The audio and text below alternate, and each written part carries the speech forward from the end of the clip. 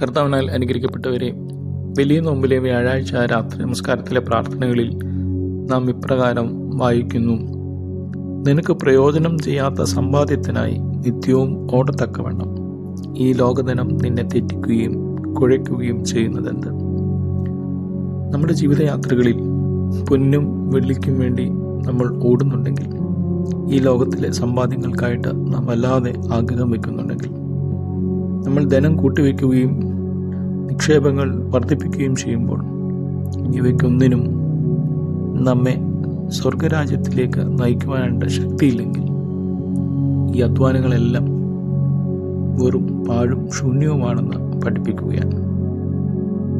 അതുകൊണ്ട് വരുവാനിരിക്കുന്ന ലോകത്തിൽ സ്വർഗരാജ്യം അവകാശിക്കുവാൻ തക്കവണ്ണം ഉള്ള സമ്പാദ്യങ്ങൾ നാം വർദ്ധിപ്പിക്കുക. അതത്രേ ഈ നോമ്പിലൂടെ പ്രാർത്ഥനകളിലൂടെ നാം ചെയ്യുന്നത്. ദൈവം അനുഗ്രഹിക്കട്ടെ.